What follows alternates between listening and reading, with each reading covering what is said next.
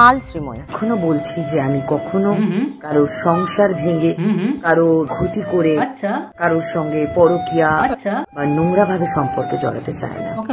আমার এরকম দিন আসেনি যে আমি একটা বিবাহিত পুরুষের সঙ্গে সম্পর্ক করি।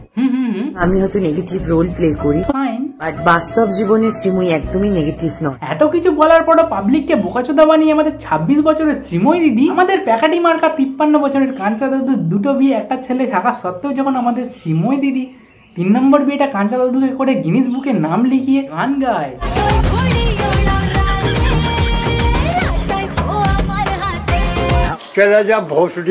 তা বলছি যে কাঞ্চা দাদু 53 বছর বয়সে এসে 26 বছরের কচি মালটাকে বিয়ে করে তোমার এখন কেমন লাগছে? ও কি বললি?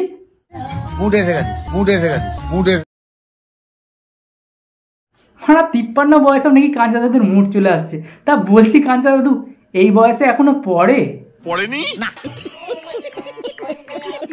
আরে পড়েনি তো কি হয়েছে, তোমার এত টেনশন কিসের? তোমায় আর অন্য কারোর কাছে যেতে হবে না, শ্রীময়ী মারা তোমায় ছেড়ে পালাবে এবার।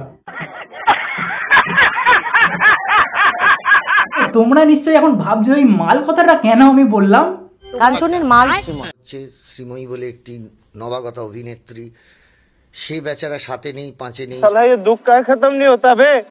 কাঞ্চনের মাল শ্রীময়। কাঞ্চনদাকে বলেছি দেখো, একবার বলছে মাল, একবার বলছে দাদা, এইভাবে কত বোন বউ হয়ে যায় আর কত ভাই হয়ে যায় ভাতার। 53 বছর বয়সে কাঞ্চন দাদু রাত্রিবেলা শ্রীময়ীর সাথে খেলবে।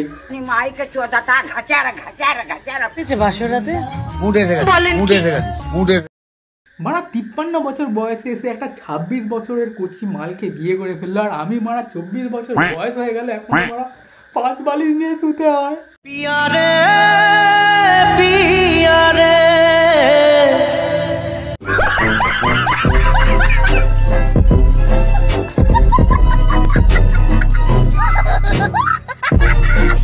তো গাইস অনেকদিন পর আবার তোমাদের সাথে দেখা হলো সেই লুচ্চা ভাইয়ের।